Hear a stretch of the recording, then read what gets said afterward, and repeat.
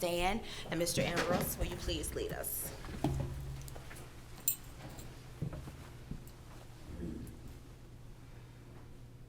I pledge allegiance to the flag of the United States of America and to the republic for which it stands, one nation, under God, indivisible, with liberty and justice for all. Thank you.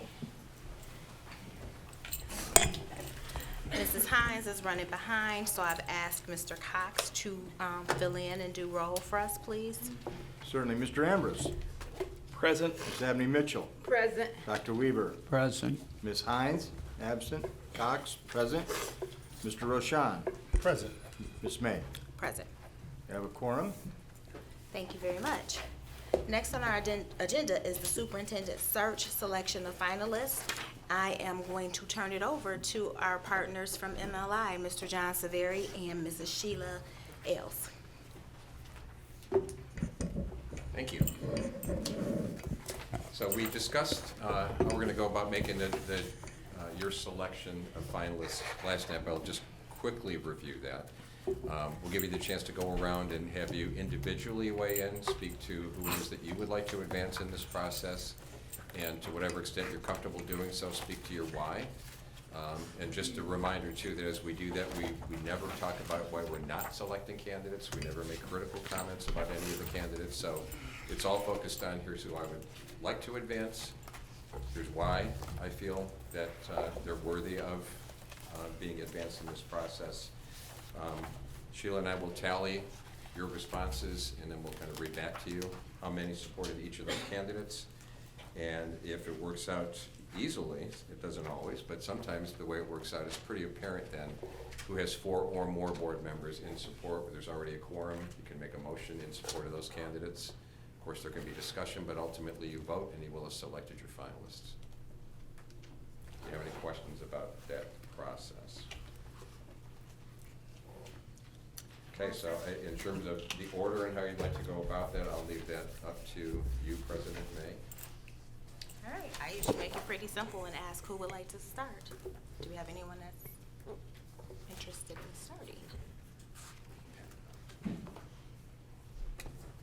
All right, so I have to call names.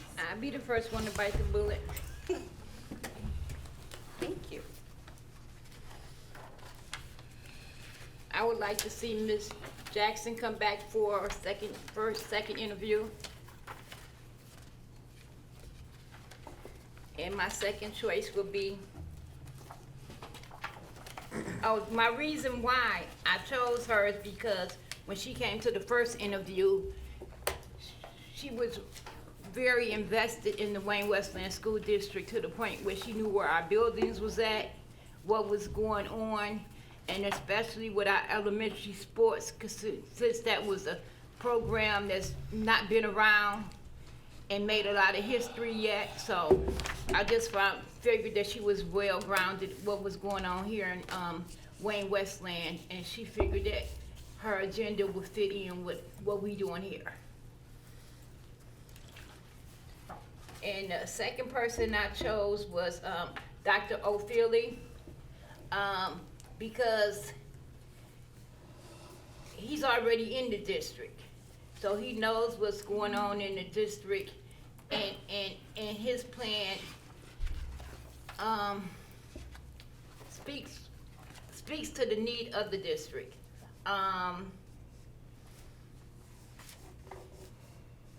That's all I have. Thank you. Those only two? The only two. Okay, thank you. Would someone else like to go next? Or am I gonna be calling names at this point? Thank you, Dr. Weaver.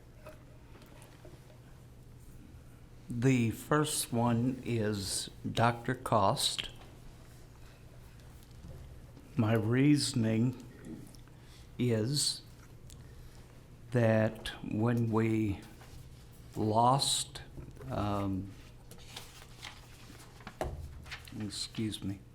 when we lost Holt, we lost 800 kids. When we lost Dignan, we lost 300 kids.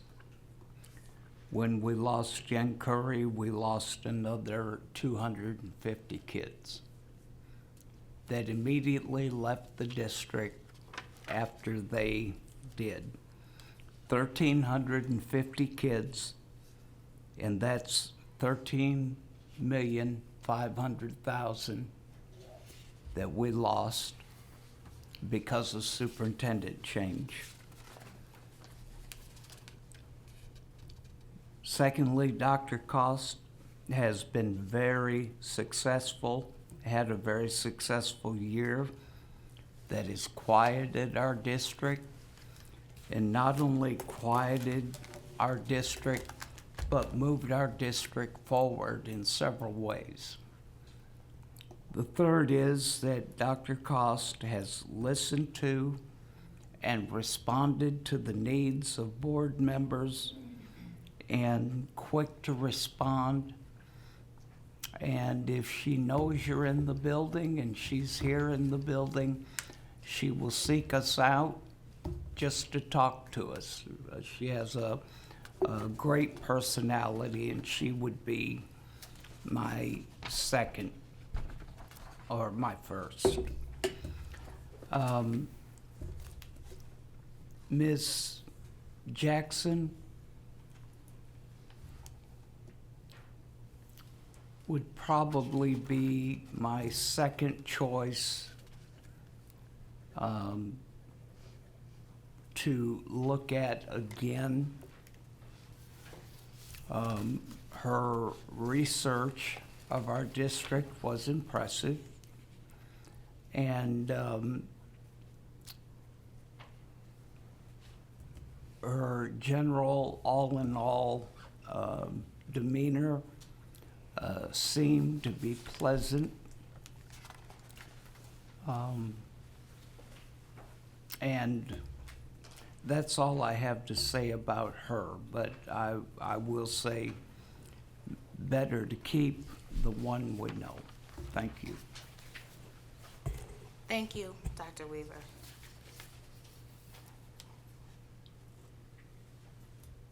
All right, so we'll just continue on that side. Mr. Roshan, please. Good evening, everyone. One of my choices is Michonne Jackson as one of my finalists for superintendent, because she demonstrated a clear commitment to understand our district at a deep level. She took the time to thoroughly research Wayne Westland, showing up prepared and insightful of our district, our community, our students, our staff. She has a proven track record of successfully managing a $900 million budget that speaks to her ability to lead a complex organization with both fiscal responsibility and strategic vision. That level of experience is critical as we continue to navigate the financial responsibilities of our district. In addition, her lifelong career in education reflects a deep-rooted passion and dedication to this work. She understands the systems from multiple angles and has consistently shown the ability to lead with purpose and impact. But one thing that really stood out most to me is her ability to bridge operations and academics. As I talked to community members and received emails, that was one thing that everyone kept saying. A lot of people said, that was their top candidate.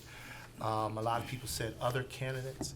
But overall, I believe Michonne Jackson brings the experience, preparation, leadership mindset needed to help move our district forward. At this time, I have a few other candidates that I'm really looking at, but I would ask if my colleagues will go forth and with their candidates, and then I'll come back with a second.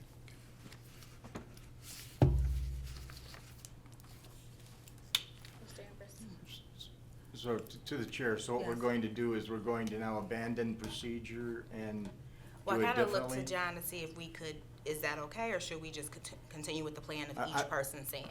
Through- whatever we Totally, want to it's do? Totally your call. Our Okay. job is to advise, but ultimately, that's your call. Okay, since we didn't set that as a precedent and everyone else has shared all of theirs up front, I will ask that you do the same.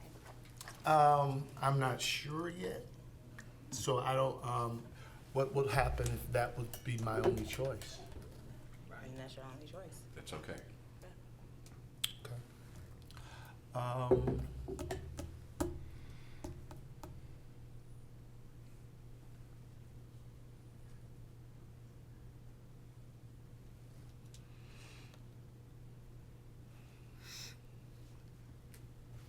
So if I'm not ready to make that decision at this moment, that would have to be my only choice.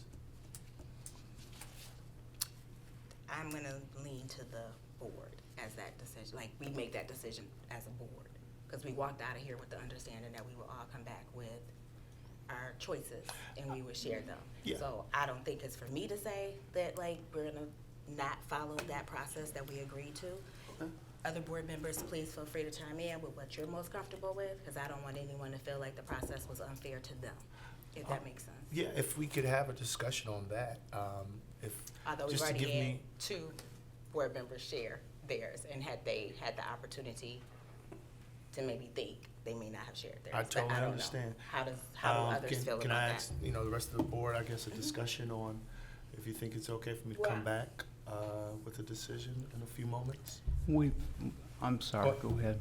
I would say that we take your one choice now, because if you get a second choice, when we come back, I'm gonna want a third choice. Say what? I say it's final now, Okay, yeah. okay. Yeah, I would, we've had a couple of weeks with these candidates, and really at this point, our individual minds should be made up. So that's my thinking. And I'll just add, this isn't the decision. This is saying that we would like for these people to come back and we want to hear more from them. So if there's someone that you think you want to hear a little more from, there's absolutely nothing wrong with bringing that person forward. Totally understand. Yeah. Any more discussion or your thoughts? No, through the chair, I just want to know, what we're doing is all. Because like Luana said, it's, We'll be here just going back and forth. this is such a difficult process anyway. Further complicating it is all I'm thinking of.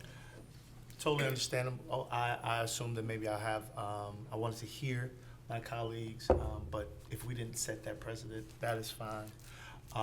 But no, we are hearing each other. So like once, these aren't final. So once we say who we want to bring back, then we have further discussion and we determine like who we are actually bringing back. So this is just saying who each person would like to see, But- to hear more from, but it's not final. You know what I mean? So you can say a person and then through the discussion, you may say like, yeah, you know what, you're right. I don't think I don't need to hear from that person anymore. Do you know what I mean? I assume that as we're saying who we want, we were tallying. Yes. But once we tallied, is that final or?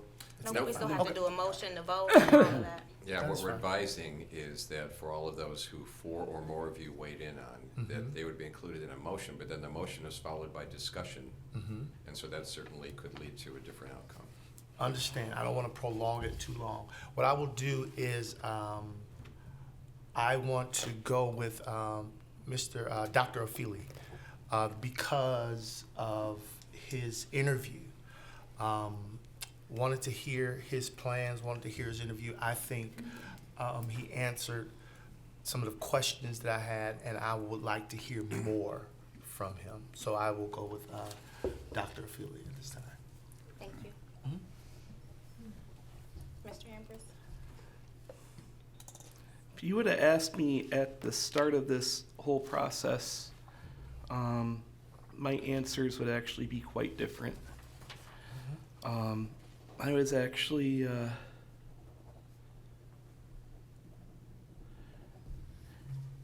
wanting to hear more from 3 individuals.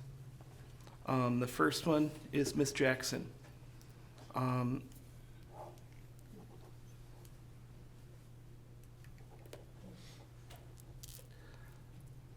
Her thoughts and her ideas really intrigue me. And the people I want to hear from, I think, can hit the ground running day one here in this district, and that's what we need. She researched us. She researched everyone on the board, our contracts, the schools, how they performed. And I think it helped that she had friends that had kids in the district, so she was familiar and intimate with us on that level. The second person is Dr. Cost. Dr. Cost has come in, and as Dr. Weaver said, she's quieted the district down. I think she hasn't done everything she wanted to do because she was only here on an interim basis. And so she felt her role was to quiet and to stabilize, and listening to her talk about her ideas. She has some good ideas to move the district forward, and I want to hear more about those ideas. And the third one is Mr. Kutlak from Belleville. Again, another superintendent who's been doing the job for 10 years. He has turned Belleville around. He is well liked in the community down there. Similar demographics. He is familiar with us, being just south of us, and I want to hear some more of his ideas on improving student achievement also. Thank you. Mr. Cox? My choices are Dr. Cost. My first choice is Dr. Cost. Having done this, I think 7 or 8 times now, and been with the district so many years, you develop an understanding of all of the foundational resources that are needed here. And among the largest is the ability to communicate with our employees. So many times I have looked at the resume and the background of the people that have applied for this position and thought, boy, they're perfect for this. They have all of these skills, and they've done this work before, and they've impressed me in every way. And then when they get into the position, things that you weren't really judging at the forefront become the most important things. Like someone who is a very hard worker, very disciplined, and very intelligent, but that doesn't collaborate with others, is not going to be effective in the Wayne Westland School District. And so as we listen to these people, what I have done is I've thought to myself, well, does your exceptional experience, and as Mr. Silveri said, they were all very well qualified, is your particular experience in this arena, not just handling big money, but rather in this particular arena? And this is probably, and of course I don't know because I haven't served on school boards in other communities, but this has to be, just because of its size, one of the most difficult places to maintain that steadiness. Now, in the case of Dr. Cost, she came in at a time when we had no steadiness at all, and seamlessly blended into our school district and enjoys the support of many of our administrative people, and most importantly, the educators in the classroom, because no matter how smart we are or how smart they are, if it doesn't get through the teacher, it doesn't get to the student. And so I weight very heavily the ability of whomever we choose to be able to communicate effectively. Not just know how to speak and say the words properly, but in a way that they need to communicate to be effective here. Dr. Cost, I don't have to guess with her. I've seen it. I know it's there. My second choice is Dr. O'Feely, who is in You know, being the human resources director in the Wayne Westland School District has to be like the guy that holds the target up. It's just nothing you do in your work day is really going to create friendships for you. It's extremely hard. And of course, the superintendent knows that that's the person who's gonna get punched in the nose a lot. That's the person who's going to be the pivot point. And as a consequence, you have to operate in that vein.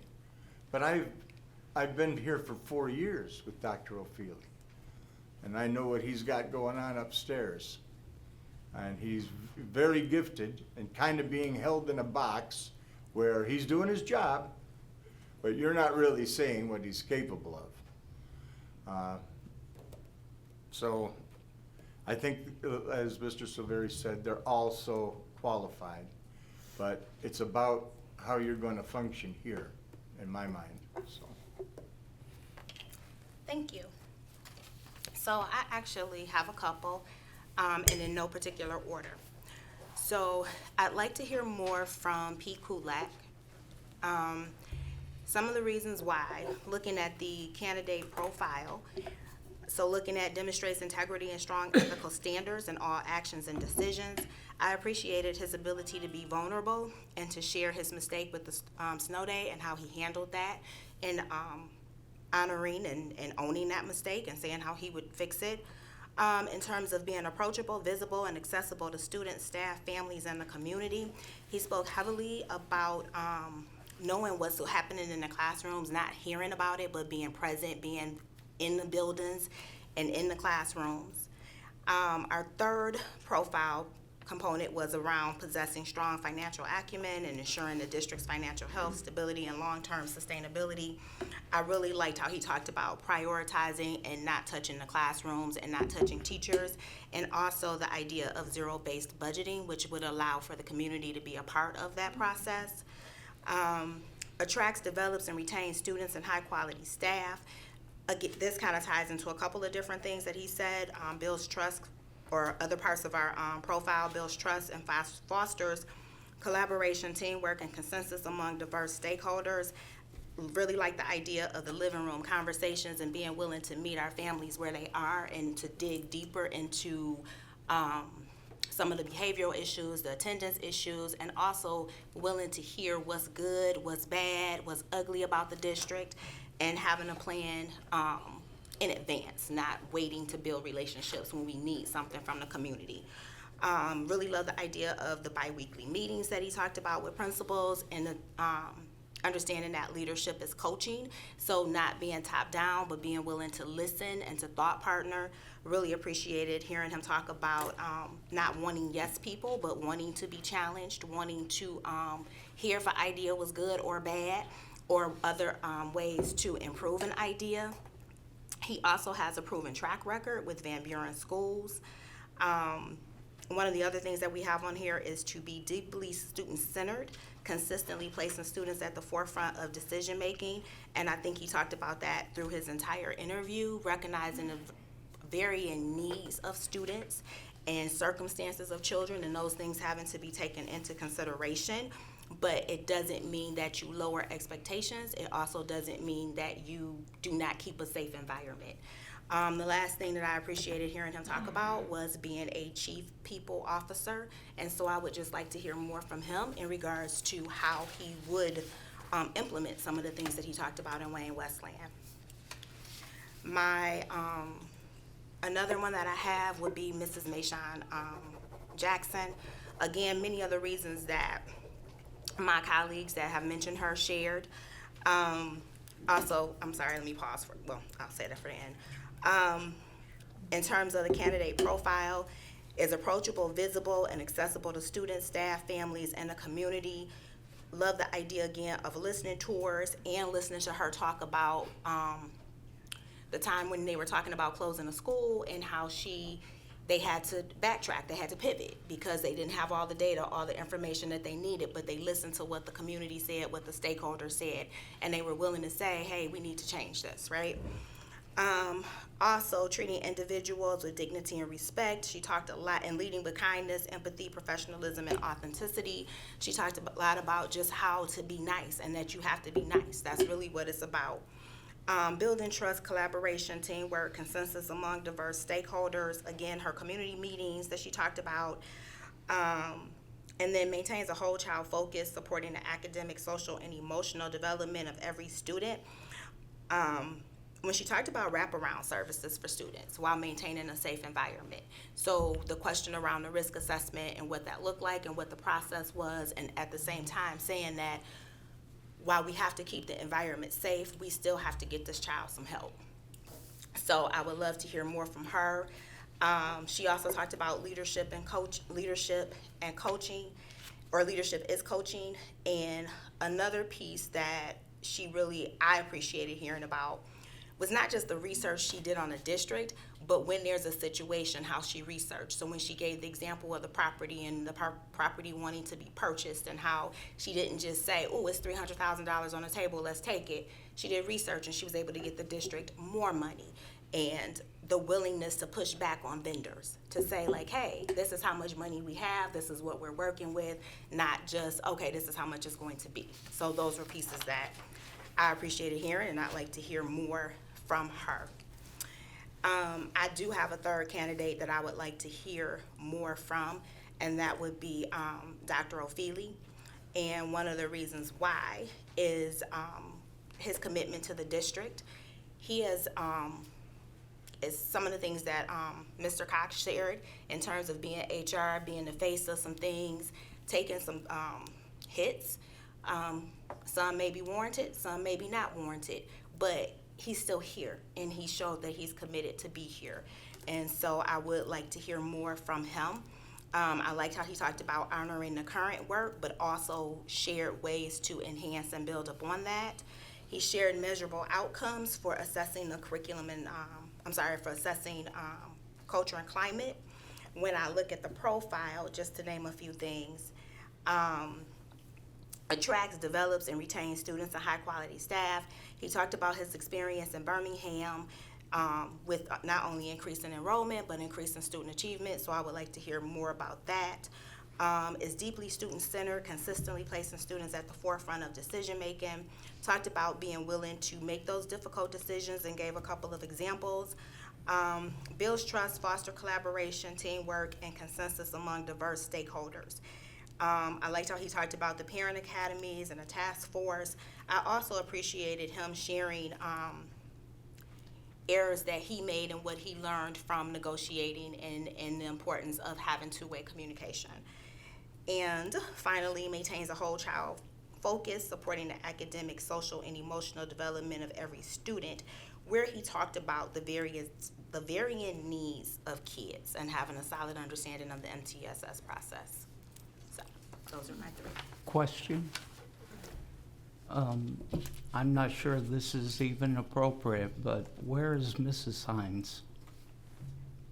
Do we know? I said at the beginning of the meeting. I said at the beginning of the meeting that she was going to be late, but I don't know. Or maybe not here at all. No. I make a motion that we ask Ms. Jackson, Dr. Cost, and Dr. O'Feely. Second. You said Ms. Dr. O'Feely, Ms. Jackson, and Dr. Cost. Yes. So we had motion, support. Support. I think Dr. Weaver supported, right? And then discussion. Discussion? Discussion. I would like to just move forward with two candidates. Oh, So that, I know that's not a motion. Yeah. That's not a motion, but I'm just discussing. I prefer to move forward with two candidates. I believe that was what we kind of talked about before, is moving forward with the top two. And that's my discussion on three. I would rather move forward with just two candidates for the finalists. But I think we have to go with the motion on the table. We have to Yeah, vote. yes, He's just lifting but I'm his just discussion. lifting that So as a discussion. is I'm there not- more discussion? I'd like to make a statement. Yes. I certainly understand that, Shannon, after we, after all of the interviews we've already had. But we have one board member not here tonight. And obviously, there's support for three candidates, strong support for three candidates. And I think under the circumstances, with not all the board being able to weigh in, we should give us the opportunity to hear from all three of them again. That's why I made the motion I did. I'm going to ask Mr. Severi as a part of this discussion, can you give us the numbers for each of the candidates Sure. in total? 5 of you named Michonne Jackson, 4 Alex O'Feely, 3 Catherine Cost, 2 Peter Kudlak. Okay. Thank you. Can you just repeat that again? I'm sorry. Sure. 5 named Michonne Jackson, 4 Alex O'Feely, 3 Catherine Cost, 2 Peter Kudlak.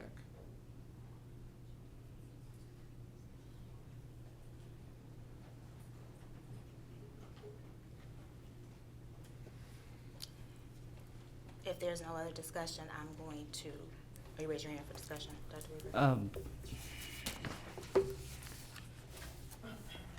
Nothing. It's okay. You say anything? No? Okay. So, you have this sheet. Are you gonna call roll? Yes. Oh, thank you. I was gonna grab it from you, but go ahead. Okay, Cox is yes. Mr. Roshan? No. Ms. Hines is not here. Dr. Weaver? Yes. Mr. Ambrose? Yes. Ms. Abney Mitchell? No. And Ms. May? No. Sorry? No. Do we have another motion? I'd like to make a motion that we move forward with 2 candidates as discussed before. Who will be the 2 candidates? The top 2 candidates, which was Ms. Jackson and Dr. O'Feely. Is there a motion? I'm sorry, not motion, support, Support. discussion?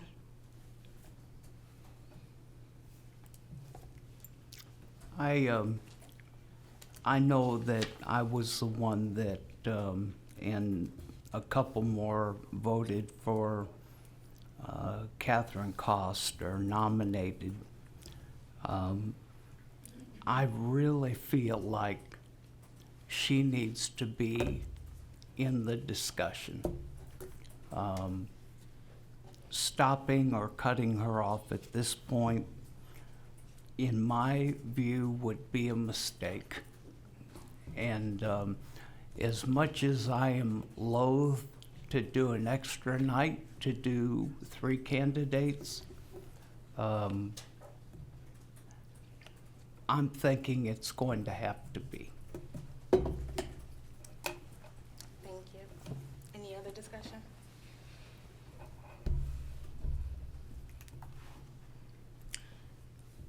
Please call roll. Dr. Weaver? No. Ms. Abney Mitchell? Yes. Mr. Ambrose? No. Ms. Hines? Mr. Cox is no. Mr. Roshan? Yes. Ms. May?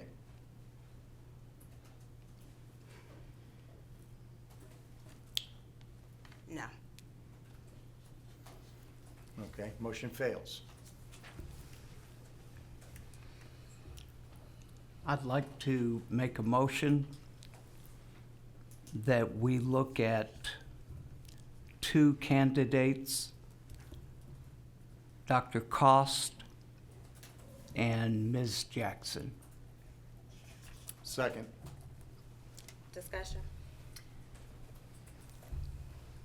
Well, what I want to say is that if we looked at 2 candidates, I think that we should go with the 2 candidates that was rated the highest. I appreciate that statement, but that's not germane to this conversation because any member. Yes, it is. We have a conversation, discussion. Any member can pick whatever 2 that they would want to. So My reasoning is not your reasoning. Okay, but we having discussion. So, Well, that- but I was up under the impression that that was the reason that we had the rating for the highest candidates. Is that true or false? He actually said that even after we put forward names, that we could change that. Ultimately, it just comes down to what the majority of the board chooses to do. Okay.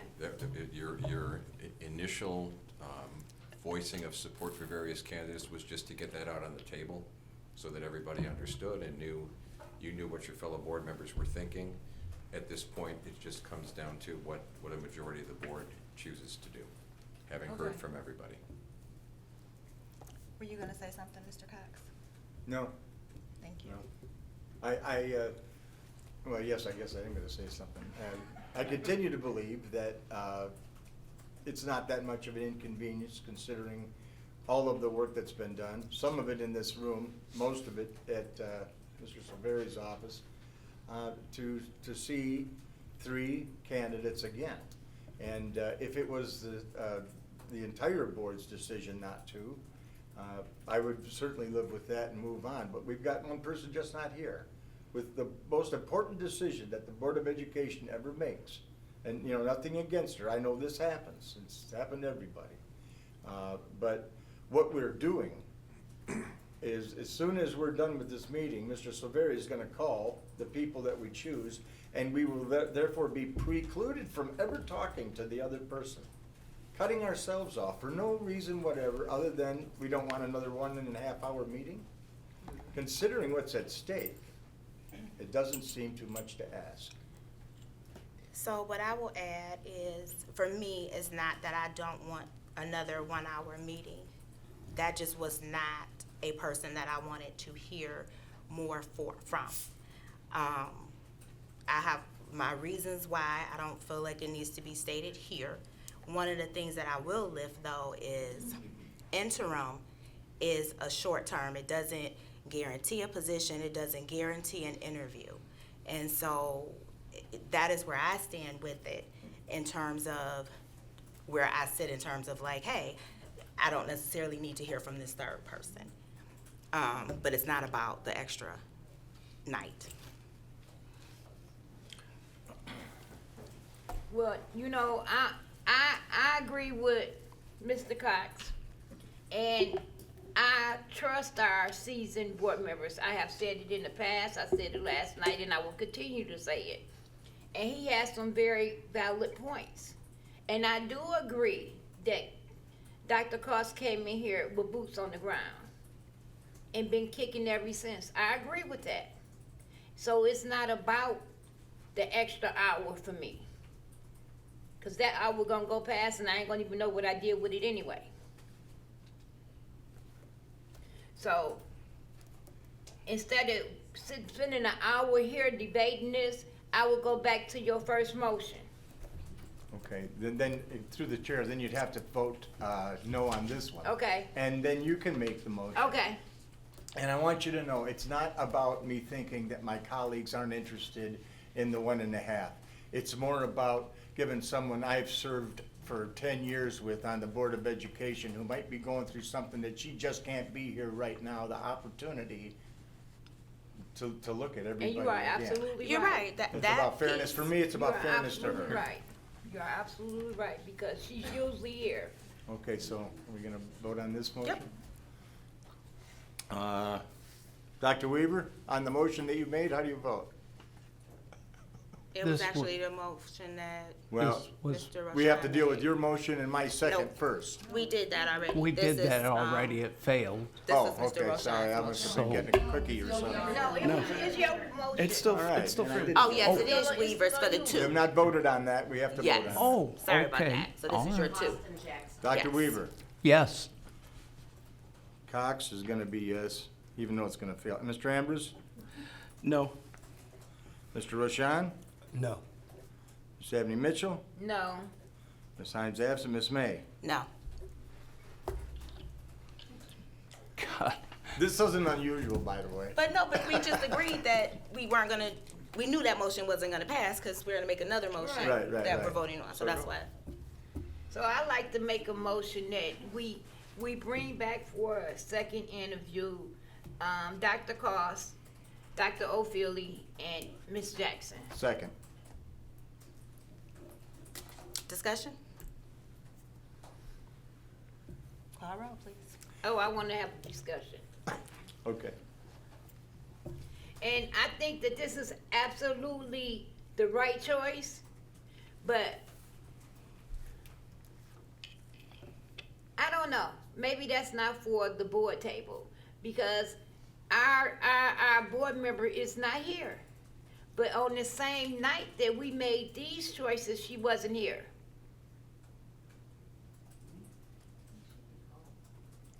So what I will say is, Mr. Cox, I appreciate what you lifted. That wasn't a thought for me at the time.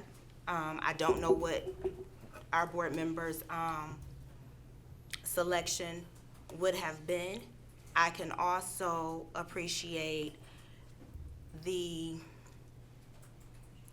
desire to want to extend a second opportunity to our interim superintendent, and so I can appreciate us going back to this motion. I'm fine with that.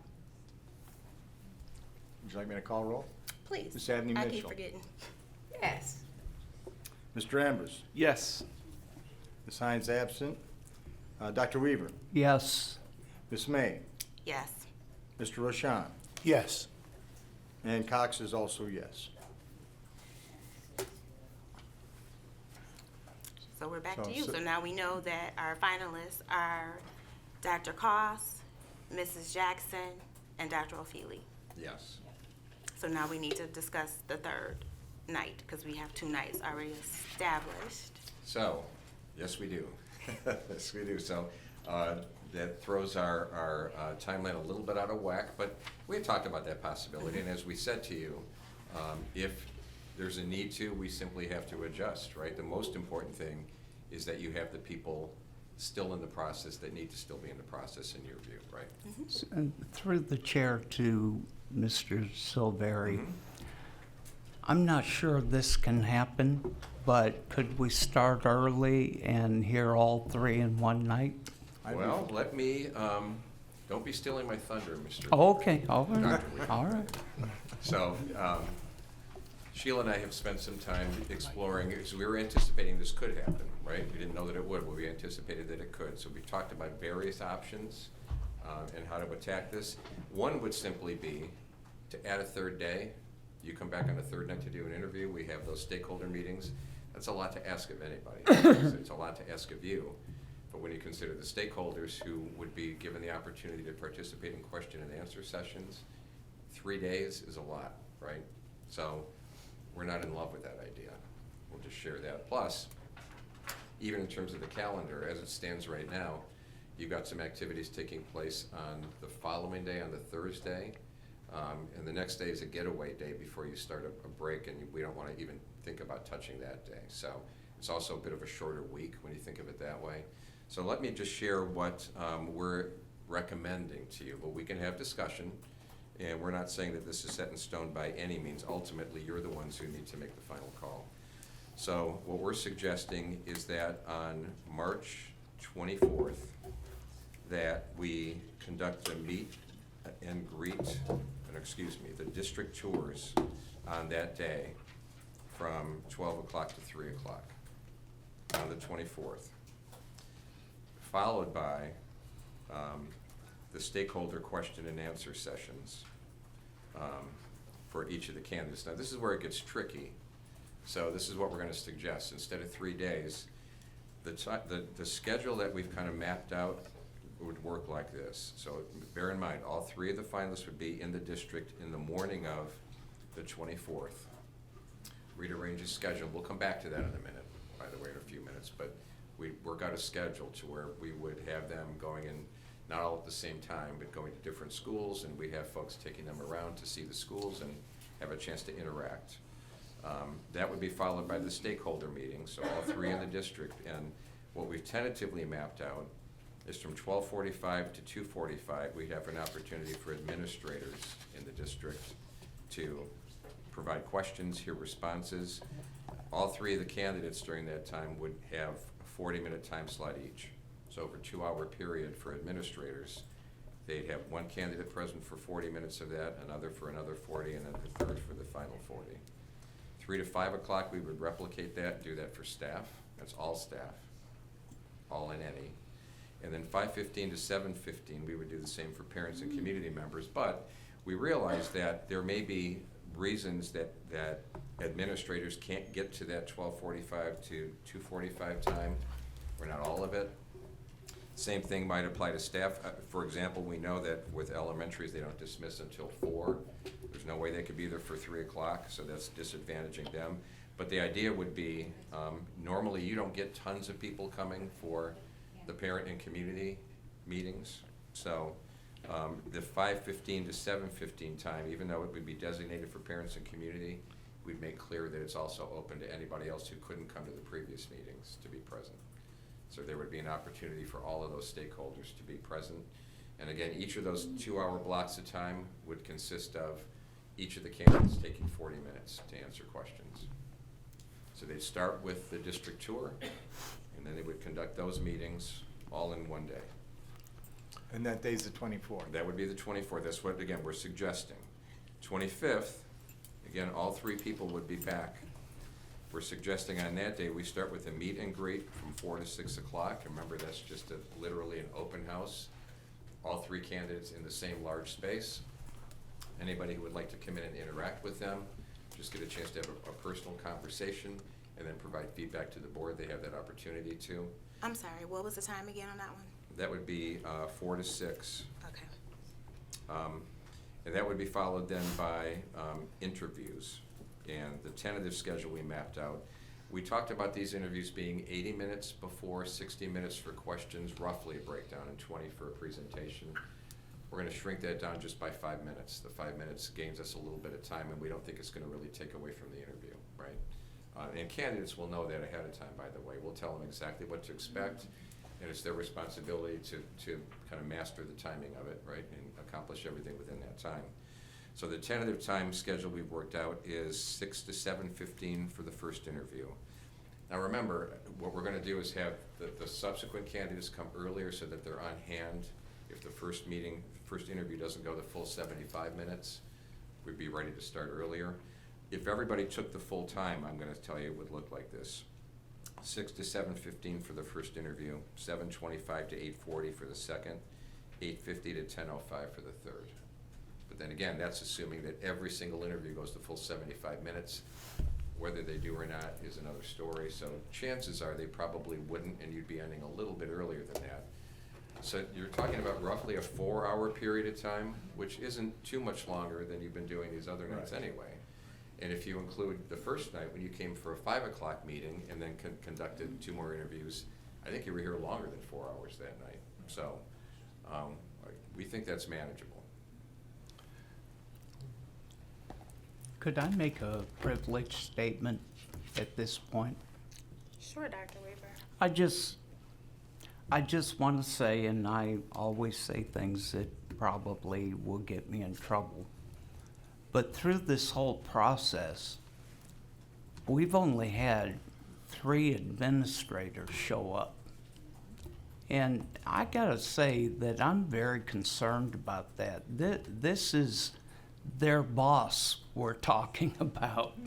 And so I just want to say thank you to the administrators that are here, and that I have a great concern for the ones that were not.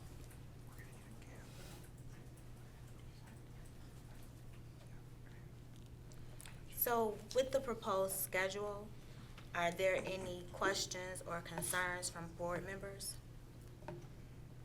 Oh, yes. I'd like to make a motion that we accept that schedule. Before we do, I appreciate Yeah, that. yeah. As we're talking just now, and again, remember, we've been going back and forth, but we're realizing that we made this a little too tight in one spot. On March 25th, if the meet and greet goes from 4 to 6 and the interview start at 6, that's not gonna work, right? There's gonna need to be a break in between. So We would just suggest that the meet and greet be 4 to 5:30, and then the interviews would start at 6. I'll amend the motion. So before you amend the motion, I just want to run back through the schedule, if that's okay with Please. everyone. So from, on March 24th, we'll have district tours from 12 to 3. Yes. Then you'll have we'll host stakeholder Q&A, 12:45. Do we take that off? No, the Wait. district, Well, no, she's right. We would do the district tour in the morning. This, she said 12 to 3. oh, you said, Because that's what he I- said. I That's why I'm trying apologize. to, I'm that's why reading I'm my going back notes, over. but we're Yep. changing That's notes. that's why we're going back over it. I appreciate it. The meet and greet would have to take place, or the district tour rather, would have to take place in the morning. Okay, So we would look at roughly, you don't need to necessarily vote on a time, just to say that would take place in the morning, but work out a schedule. It probably would be something like, given what it looks like here. Right. We'll want to give these folks maybe a chance just to get a quick bite in between, so roughly maybe a 9 to 12, something like that, maybe even a little bit earlier, 8:30 to 11:30, and then start the stakeholder Q&As at 12:45. Thank you. okay. So district tours, 8:30 to 11:30, little break-ins between, and then stakeholder Q&A, 12:45 to 2:45 for admin. Yes. No, not to 2:45, yes? Yes. Yep. Okay. 2:45. 3 to 5, all staff, 5:15 to 7:15, community. But something was 40 minutes each. Was that by level? So What within was each- 40 minute, 40 minute each for each? Within each of those yeah. 2-hour blocks, Gotcha. each candidate would be Yeah, present for that's what 40 it was. minutes. Okay, thank you. And then 3:25 from 4 to 5:30 would be the meet and greet. Yes. First interview from 6 to 7:15.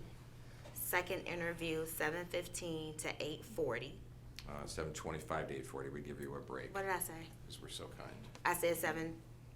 What did I say? That's okay. 7:15. Oh, I'm sorry. That's I okay. wrote 7:25. Okay, and then third interview would be from 8:50 to 10:05. Yes, but what we do typically is, that's just to give you a ballpark of when the timing is likely to work. We won't post them like that. When we post this for the public, we'll post that the interviews will start at 6. Right. And then at the completion of each interview, the board takes a 10-minute break, and then the next interview starts. And then,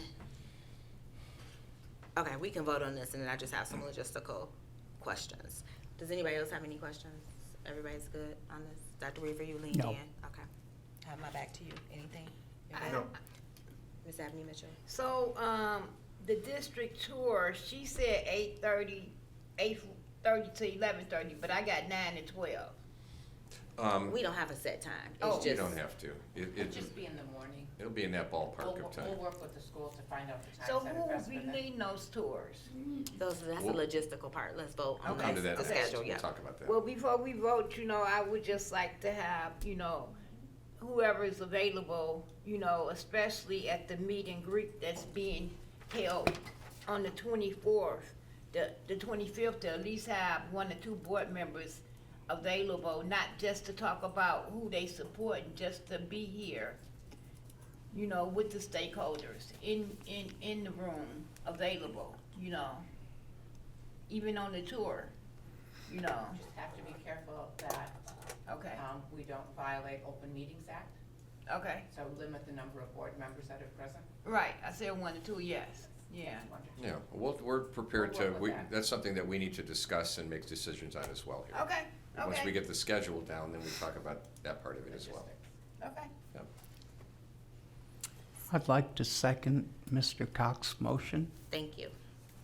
You got a motion? So we already had discussion, yeah. About a Cox half made a hour motion. ago. Yep. Mr. Cox, will you please call roll? Sure. Dr. Weaver? Yes. Cox is yes. Mr. Ambrose? Yes. Mr. Rochon? Yes. Ms. Abney Mitchell? No. Ms. Hines absent. Ms. May? Yes. Motion passes. 5-1. It passed. So, just so you know, for your district folks too, we'll map all of this out. We'll be communicating with them tomorrow and make sure that we're ready to communicate this out as well. Sounds good. And then, now we can talk about the logistics, right? Is that what we're going next? Okay. Yes. So, in terms of that, we've got the time schedule down. Location for these things is one of the things we have to determine too. The stakeholder question and answer sessions, for example, district tours.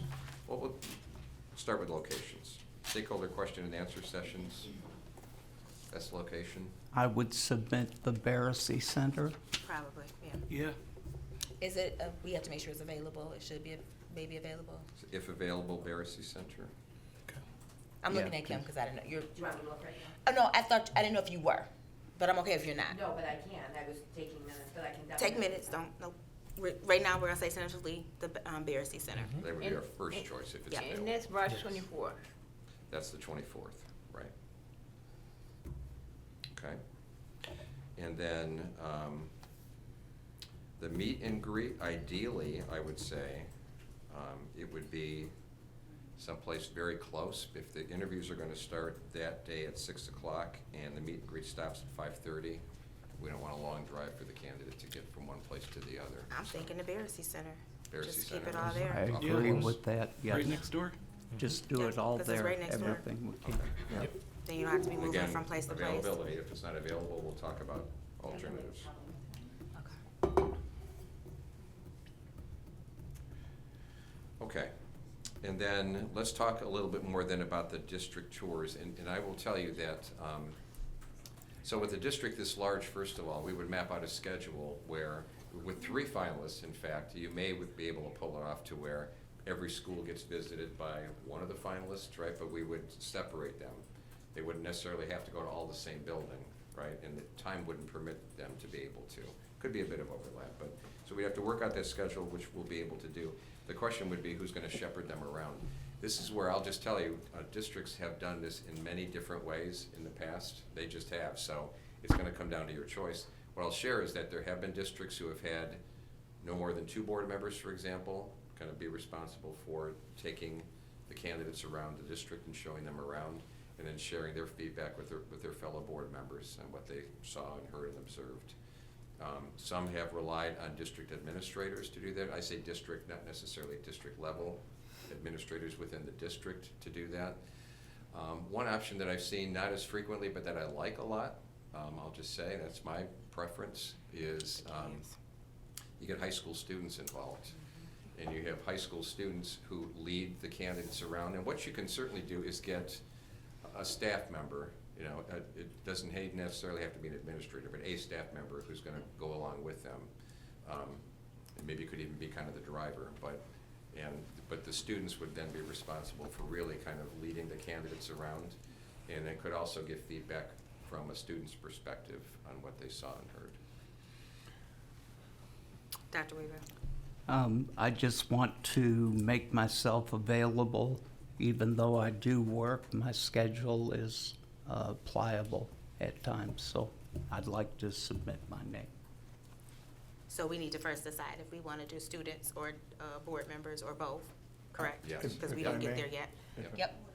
Yep. With respect to board members, and no offense, Dr. Weaver, but having these 2 board members be with that candidate that's gonna maybe get hired, and these 2 board members be, I don't know. I have That's to, now like- that I'm thinking about it, I have to. Yeah, that's like having all 3 people who might be the bank manager be in the vault. Let's find out first. And I love the kids, because it's all about them anyway. Yes, it And might is. as well start with them. Yeah. As a board member, I might say something I shouldn't say, so I wasn't gonna volunteer. Yeah, I know you won't be saying autonomy. You were gonna say I know how something, to say Mr. it. Roshan, I'm sorry. You were gonna say something, Mr. Roshan? Yes, can I make a motion that we have a student, possibly 2 students, and a staff member with the students? Yeah, I support that. So we have a motion from Roshan and supported by Cox. Discussion?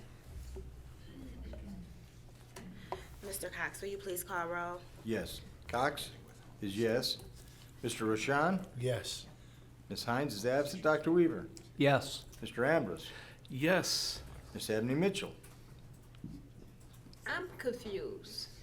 So There's not a box for that. we gonna have the student do what? and the staff. A student and the staff take the Yeah. candidate around Yeah. For a district tour. for a district tour. Yes. Yeah. I said 2 students in the Two staff. students and the staff. Okay, if y'all can find them. Ms. Abney Mitchell's yes. Ms. May? Yes. Motion passes 6-0. I'm gonna put y'all, I'm sorry, go ahead. not you. It'll be a district tour, so all of them. All. So the question I do have, which is not you, but it's a logistical question, is just getting them around and how we are going to get the students around for that piece. Well, again, that's why I'm suggesting that you have a staff member designated to be along on that with, I'd say, a couple of high school students, and the staff member would be the one responsible for doing the driving and accompanying them along on the tour. We Driving do, the kids, The kids and the the staff, the- I mean, and and the candidate.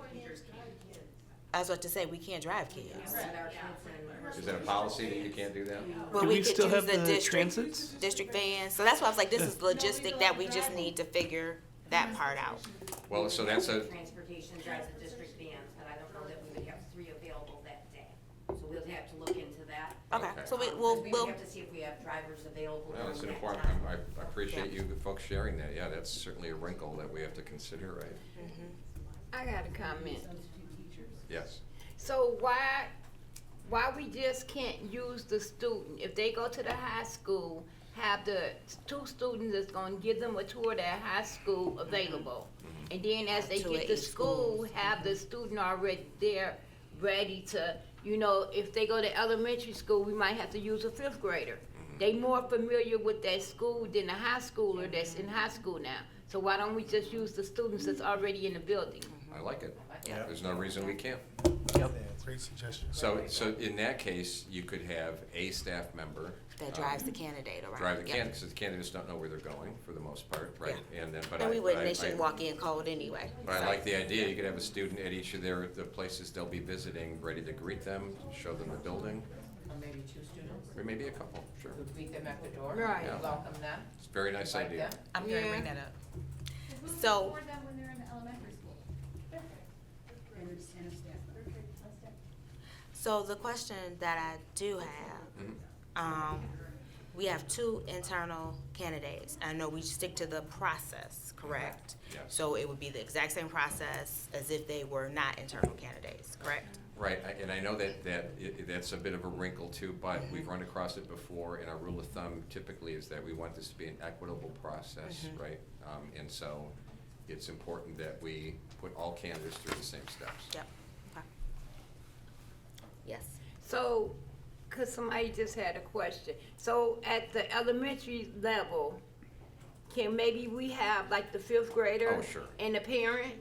No, it's Or a well, just not no, but students. it's a student. It's a staff Right. member that's driving the candidate. No, I mean- so that staff member that is driving the candidate is gonna be walking with them with the 2 students. Okay, all right. So the students That's true. aren't by themselves. Right. It'll be a staff member Okay. present. So I was always thinking, I was also thinking about somebody from the PTO or something like that, but yes, we'll go with that instead of further making it. Yeah, normally, we would go with the older students at the building, so Right. you'd likely go with 5th graders at elementary, 8th graders at middle, 12th graders at the high school.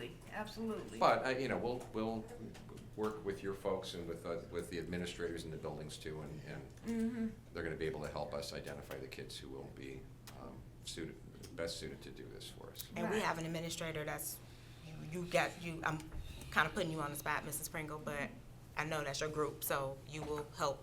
Thank you very much. So Thank the you. administrators get the message. All right. Glad we talked that one through. Thank you. Yep. So let me go back then. So the meet and greet that will take place before the board interviews, again, that's gonna be in one location. We'll have all 3 of the candidates present. It's just a drop-in, right? Nobody has to be there by a certain time. Brief interaction. People can get feedback if they would like to for the board. What we've permitted in the past, it's a bit of a smaller space, so I'm just gonna throw out there. We have, in that case, permitted board members to be present just to observe. But what's really important that you understand is if you do that, you don't want there to be even a whiff of a violation of the Open Meetings Act. Yeah, I'm not gonna. So you would, if you're present and there's a quorum of board members there, you have got to separate yourselves and not be engaging in discussion, because you can say, we're talking about opening day coming up, but if people aren't hearing that conversation, they're gonna assume that you're deliberating. Right. And we're not gonna even take a chance at that, so. I would tell you during that time, if you wanna drop in, you're welcome to, but if you see any of your fellow board members, give them a wave and steer clear. And that is during the meet and greet piece, right? Yes. That 4 to 5:30? Yes. Okay. Yep, So, one more question, just on that, so I'm clear. many as you have. That meet and greet, 4 to 5:30, then you're gonna stagger them coming in, right? So we can still be at the Barrissey Center, or is it No, we don't stagger it. At that point, we've got all all three three of them are in the candidates same together. space, and then they just, okay, Yeah. all right. And they Through the spread chair, themselves out in the room. this is Got the it. 24th we're talking. That is the 25th. Fifth. Oh, 25th, okay. We'll spell all of this out and make sure that that. I'm gets just taken. wanting to make sure we don't get anywhere near the 26th, because I'm not here if we are. No, we originally had the 26th on the timeline for district tour and meet and greet, but necessity is the mother of invention, right? So we've got Good. 3 finalists that caused us to revisit this, and we've come up with a schedule that we think we can do with Okay. fidelity over the course of 2 days. Okay. Sounds good. Okay, any other questions about that? All right, so, second interviews. We need to talk about a couple of aspects of that. One is the presentation topic, and I mentioned last night that we would be revisiting that tonight.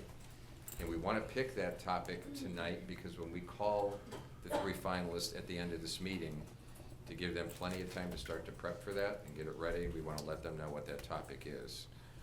Again, just to reiterate what I said last night, this is an opportunity for you to hear more in-depth on a topic of interest than you're going to typically hear in response to an interview question. So, and it could be anything. It's just we'd be looking for you to engage in dialogue and agree upon a topic. I would like to make a motion that the topic be improving student achievement. Leave it as broad as that, and whatever the candidates give their presentation on, whatever lane they go concerning student achievement. Can I just ask a question? Instead Go of ahead. it being a motion, can Go you ahead. throw an idea out there so we can just see if it's more ideas before we make a motion? Okay. Would that work? No Okay. problem. So that was an idea, student achievement. You had an idea, Mr. Cox? It's a great idea. I had what I think is a great idea, but I think that might even be a greater idea. My idea is I want a point-by-point plan on how you're going to fully open the Career Tech Center and get that rolling. That's what I want to see. I think that center could be a magnet. And beyond our ability to understand how important this type of education is going to become over the next 12 months, we need to be first in line at this, in my opinion. I want to say I agree, but I would love for it to be about improving student achievement Yeah, through the Career Tech Center, through. It's only 20 minutes. Were you gonna say something, That- Dr. Weaver? No, that's Yeah. what I'm No, saying. I got you. And I wasn't trying to cut you off. I apologize. I saw Dr. Weaver leaning in and you Yeah. started talking before he could, so that's why I was like, The only thing that I could add, low-hanging fruit, might be finance. How much they know about the finances. But I have to say, before I stop, that I have to agree with Mr. Cox 100%. Mrs. Abney Mitchell, you leaned in. I also wanna, although I agree most definitely with student achievement, but because we are already having those conversations and we have a student achievement committee and they meet monthly, so our current superintendent is already involved in that. So I would like to have a broader conversation like the career tag. Cause I feel like, because we meet monthly, she already got to step up on that subject. Mr. Ambrose, did you have a topic?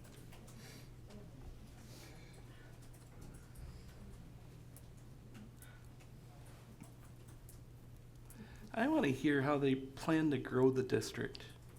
And I think Career Technical Center is a part of that. It encompasses student achievement.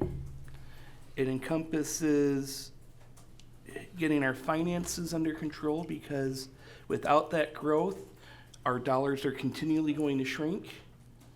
And another topic that I don't think we've talked enough about is building trust within this community with the district. I think that's very important. A lot of the comments that I've read lean towards a lack of trust among some people, whether it's staff or even parents. And proof of that is how many parents have had their kids leave the district. Thank you. So what I was thinking about, and I feel like, so I have two things to say. What I was thinking about was addressing chronic absenteeism, because that is an issue, right?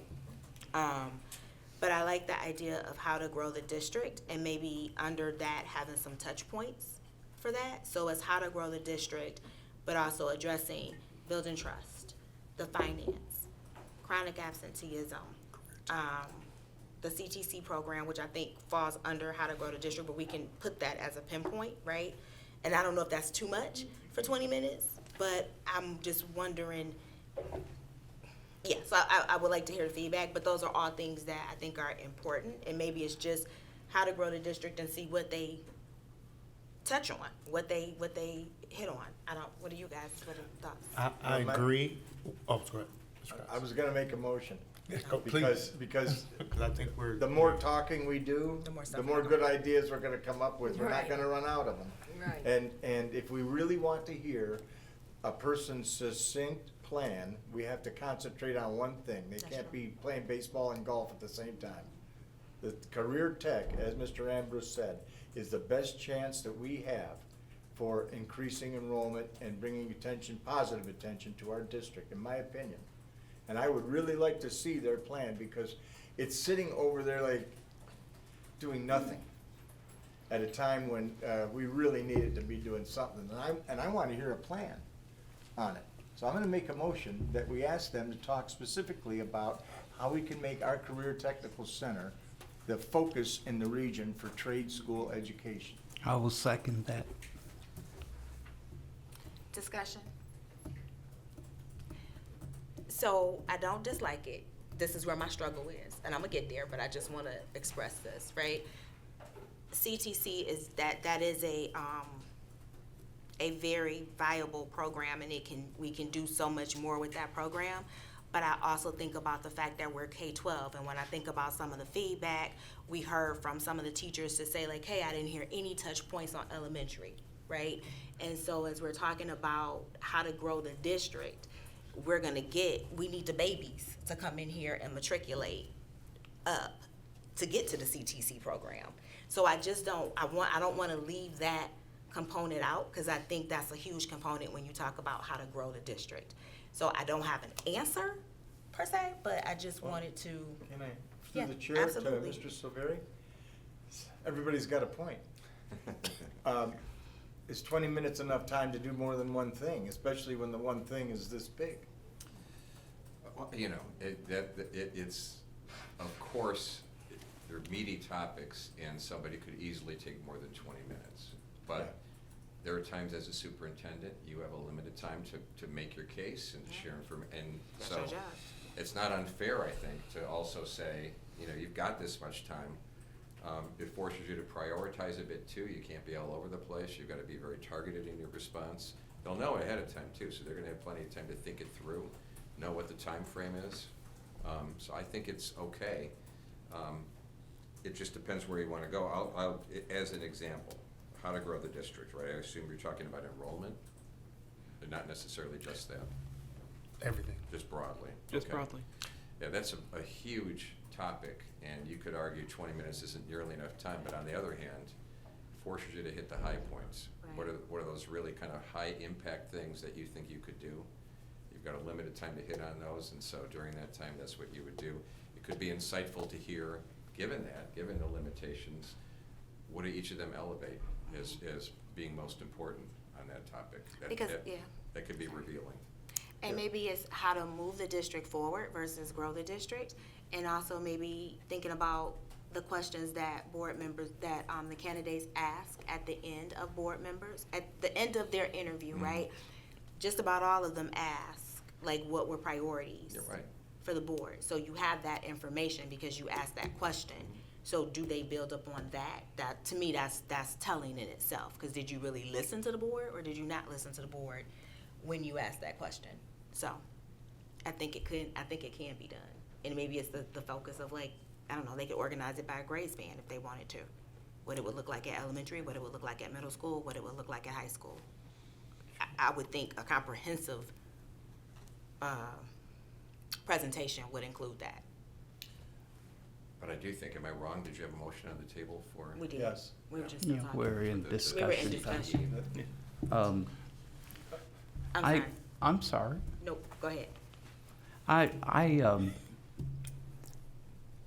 Boy, you know, when we think about what could be said, I would like to go out of this meeting tonight not thinking that somebody's going to sit here and just touch point in 20 minutes. I think we need to hear more depth of conversation. And I do agree with you that, you know, we want to hear about it all and moving our district forward. So I hear you on that. But to me, the CTC Center is of such importance that building a building or a bigger addition and seeing how that a superintendent would reach out to other districts and advertisement is of such importance, just to me, is of such importance that I think I would like to sit here and see a candidate talk 20 minutes about their plan. If I can add to that discussion, or are we We're still discussing. discussing? Okay, what if we do, how to grow the district with an emphasis on, the CTE program? So we kind of letting them know to touch on the CTE program, but we really want to know how they would grow the district. If I may add another comment. I completely agree with Dr. Weaver. It really, honestly, is that important, I believe. And that doesn't exclude any of the comments that have been made, especially we need babies. But there are babies that are already 14 and 15 years old running around out there that we could bring here and teach them how to weld and be a carpenter and heating and cooling. And that's a lot easier than getting people to make new babies so that we can have them at Sotomayor. So if you want to have an immediate reaction, if you want to have an effect, the effect is to get the Career Tech Center rolling and advertise it so that people in the region know that they can get proper education here. And the other thing is, nobody's got that. If you look, you know, I brought up in one of the meetings that we have a trade school in town that the trades have put together so that they can get some you should see what they charge. So, and I would just want to say this last point, and then we can actually, if the discussion is over after this, we can vote. I'm not against the CTC, I just wanted to add that piece because this is an interview, and so because we have various stakeholders, right? And so everybody has different things that they want to hear about, so how do we allow for a presentation that allows for people who are invested at the elementary level, so like our elementary teachers to hear, our middle school teachers, our middle school administrators to hear, our high school students and staff, and just so we just have so many people that are engaged. If you just look at who has continued to show to the meeting, right? they're invested, and I would just want to make sure it's worth what they hear is worth it to them, if that makes sense, right? So that's where my head was, but I don't want us to I mean, spend another, you know what I mean, just to keep talking about it. I can agree with the CTC, but I just wanted to throw those pieces out there because I do think that's important to hear how we move this district forward as a K-12, so that we're not focusing on one area and forgetting about another area, if that makes sense. I That's mean, all. you're not going to find a bigger supporter of the CTE than myself. That's what got me into engineering and the job I have today, is because as an adult student, I took an auto mechanics class with Mark Batko. Mark and I are still friends to this day, and see each other at football games when the marching band's out there, at community events. And I agree, it's important. But it's also just a small segment of this very large school district. And so I think if we're going to have someone discuss that we're going to put in charge of this district, I think we need to hear a more comprehensive plan for the district than just one little piece of it. And that's why I brought up, growing the district, what they plan to do from day one to help the students, because if they help the students academically, our district is going to grow. And I honestly think the teachers and the parents that are here deserve to know what that vision is. And so while I agree we need to hear about CTE, there's so much more we need to hear about. I Well, move previous Wait one question. second, Abney Mitchell had something to say, and then we can. I think lots of times us sitting at this table here, we tend to forget, because Rab has John Glenn High School to get here, we tend to forget sometimes about the K through 5. So my thing is, I like your your career tech plan, I like that, but growing the district, so my thing is, most of the candidates, they gave us a 90-day plan.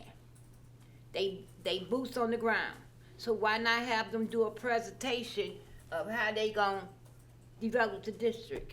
What's they plan for? They gave us their plan, and let them put it in motion for that 20 minutes. Mr. Rashan, if I may, Ms. May, Mr. Rashan mentioned that he was interested in seeing how they would grow the district with emphasis on the CDC. Does that meet does that make you feel as though you get what you want? Anybody? How to grow the district with the emphasis on CTC? Yes, yes. And- As opposed to talking about how to grow the district and not even talking about the Career Tech Center. I think the CTC is a component of growing the district, because not every child is going to go to college.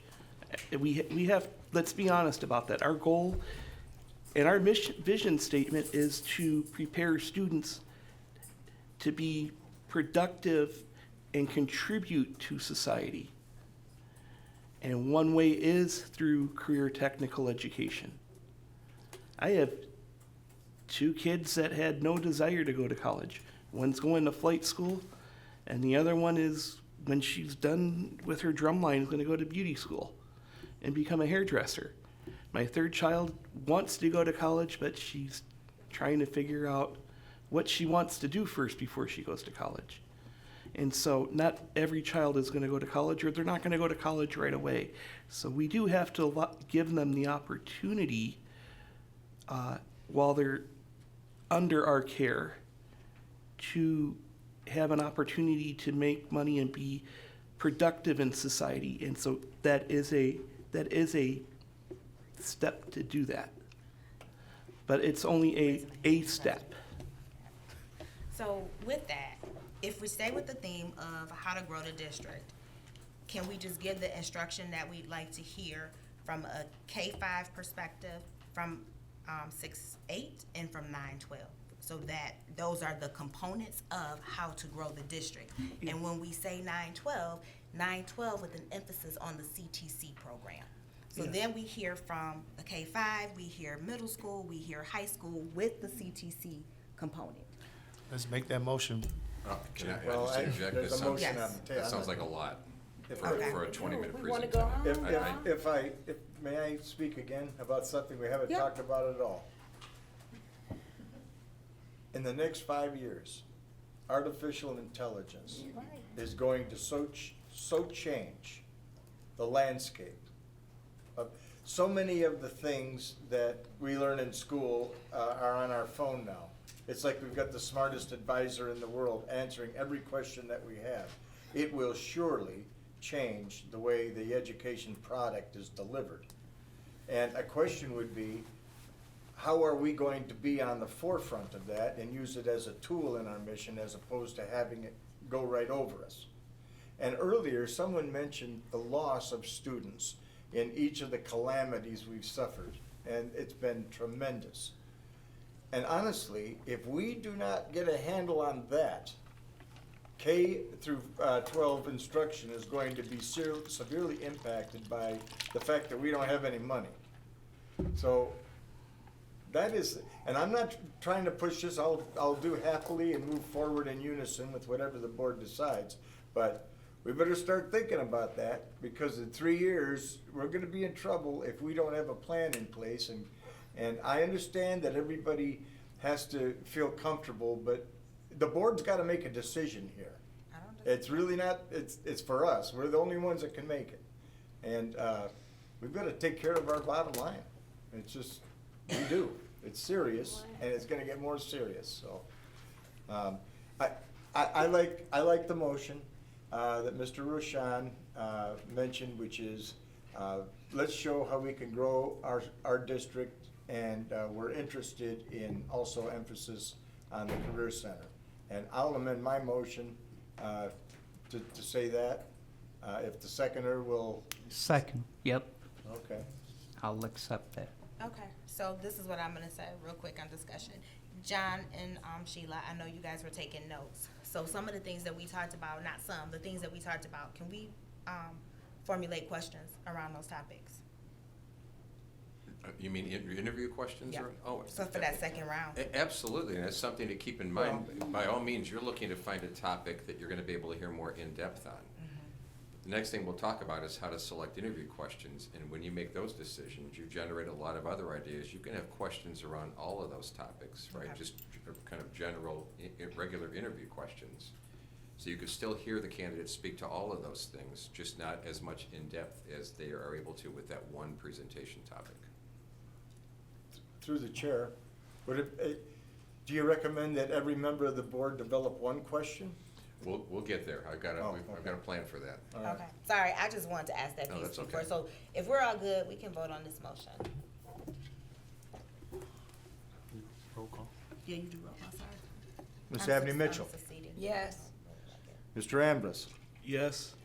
Ms. Hines absent, Mr. Roshan, Yes. Cox is yes, Dr. Weaver, Yes, and Ms. May. Yes, Motion passes. So help us out. We want to make sure when we provide this prompt to the candidates that we've got it correct. So I'm hearing something like this. I don't know that I've got it right, so I may not, you correct me if not. But sounds like what we landed on is something like, you would like them to present on how to grow the district with a focus on doing so through utilization, full utilization of the Career Tech Center. Is that Yes, accurate? yes. I believe Yes. that's what we agreed on, yeah.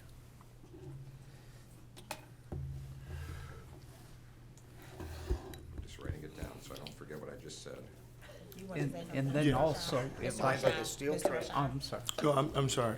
Through the chair, I just wanted to let you know, due to a family matter, I'm gonna have to excuse myself a little early, but I'm pretty sure you guys can handle the remaining questions for the candidates. I know you can do it by yourself. Thank you. Thank you. Dr. Weaver? No, I just wanted to say, and I thought better of it because I think it's already been said, the things that board members want to really hear about, certainly they can do that with their question. Yep, ready to move on? Ready to move on. Okay, so, interview questions, right? We're gonna give you the opportunity to submit. We suggest that you submit 3 to 5. We're only gonna be using 2 from each of you.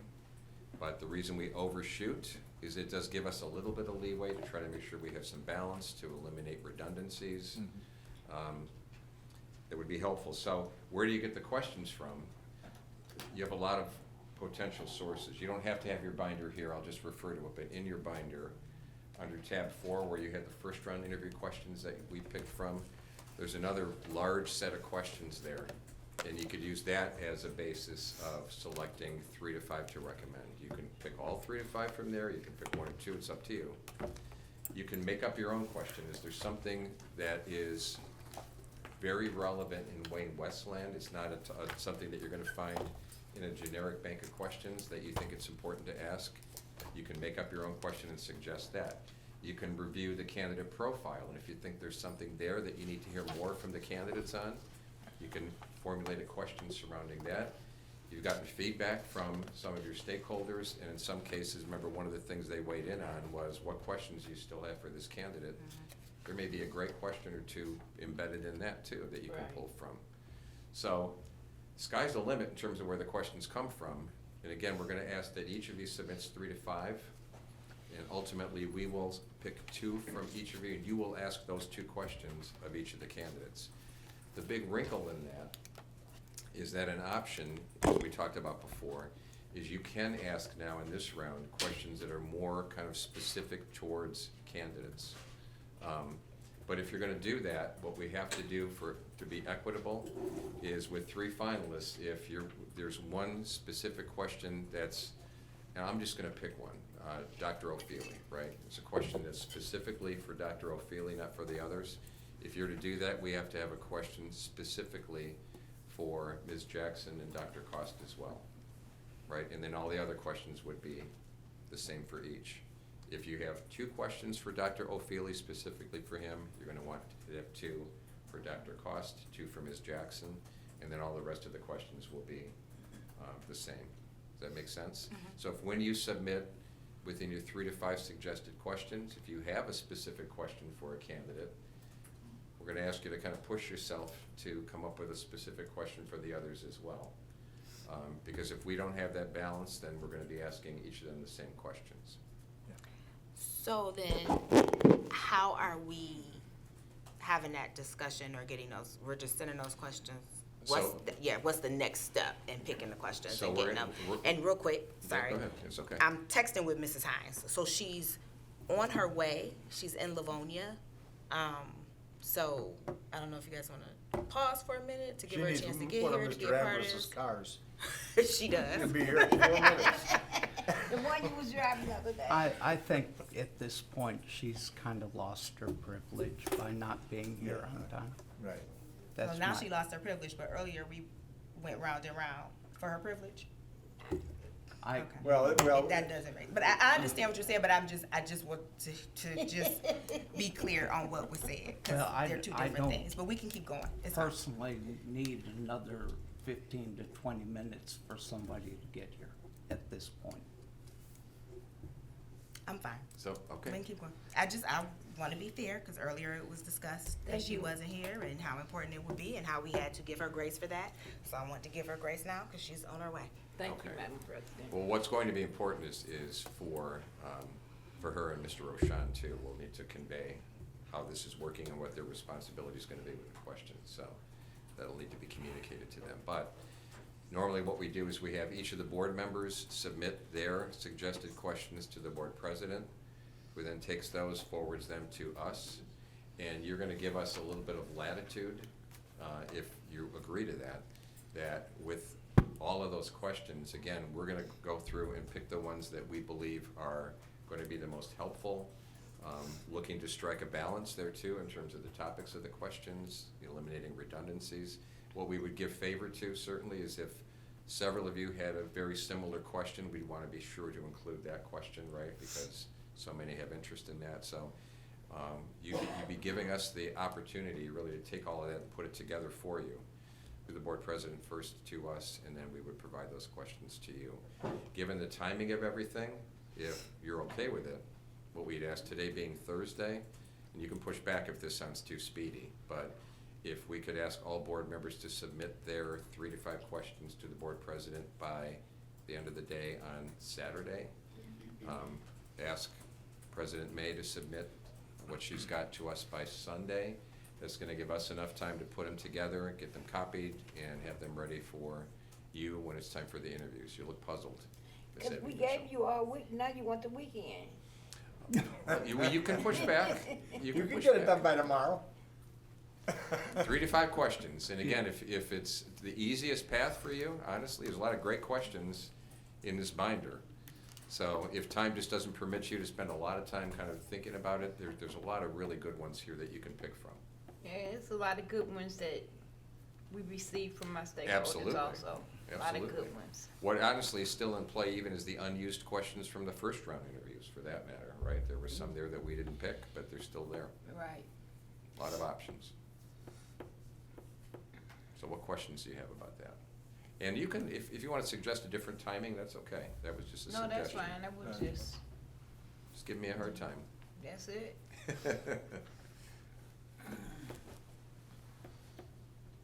Is that okay, Madam President? Yeah, I'm fine. Okay. Okay. I'm just sitting here. All right. I don't think we need to vote on that, so that's how we'll proceed then. Yep. Right? Okay, and again, like we did before, what we'll ask you to do is bring your skinny binder back that had the interview questions. What you can do, though, and you don't have to do it now, if you have them, you can. You can pull out the questions from the 3 candidates who are not advancing. We're gonna give you the questions for the 3 that remain, 3 hole punched, ready to insert right in here, so you'll have your notes from the first interview for the 3 finalists that are still in play. Okay. And then you'll have the questions for the second round in the same binder. Okay?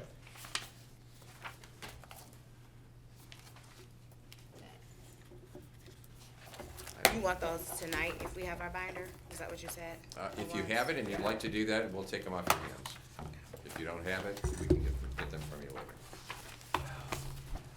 So I think that is, anything that we've neglected to cover in your view, Sheila? I think so too. Any questions from you folks? No. Okay, I think we're ready to roll. We're getting there. All right, thank you very much. Appreciate your time, your thoughtful interaction. All right, so we are wrapped up with you, correct? Yes. All right. Next on the agenda, citizens' comments. Mr. Cox. I have nothing tonight. Yes, you do. Oh, do I have something? Well, give me that. Got a couple. Citizens comment. Mrs. Owens?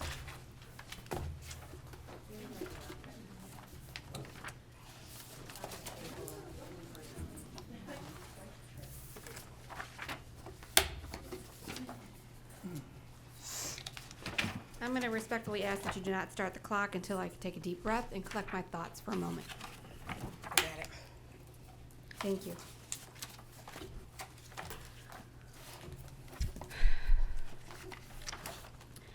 Mr. Weaver, you mentioned this topic earlier, the disappointment in the fact that there are not more administrators here at these interview meetings.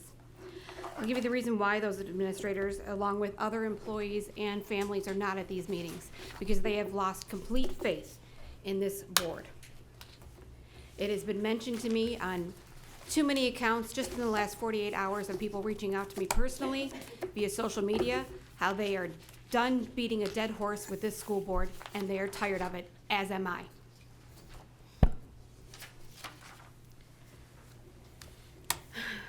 Why don't you send out a poll to the staff and the families and ask them what questions to ask on the second round of interviews? After all, this superintendent will be working for our children, for our staff. Why should we not have an opinion on what should be asked of these candidates?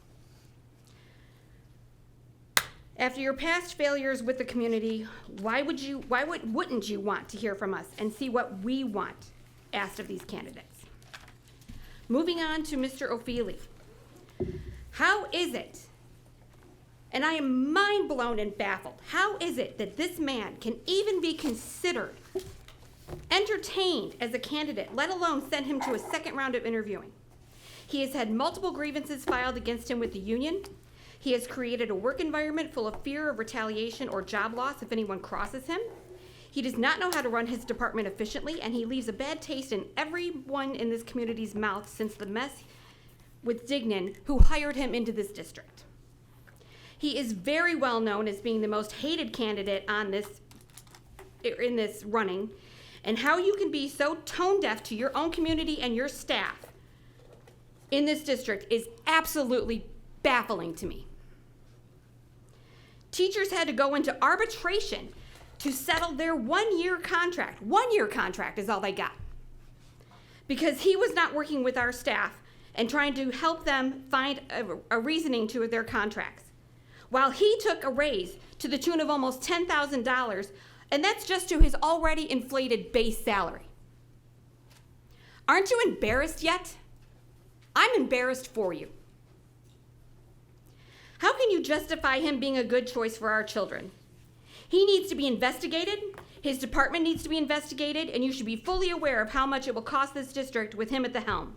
Not only because of a widespread fear that he will drive us into more fiscal mismanagement, but how staff and families will leave this district as they will not tolerate another failing and fear-based work environment. Look around this room. No one is here because no one has faith in any of you anymore. Myself included. Staff will not come to these meetings and speak out because they are in fear of retaliation or loss of jobs. You need to read the room, and you need to do your jobs better. Alex O'Feely cannot progress into our superintendent position, and I will see to it with investigations that I've already filed with the school board for the state of Michigan.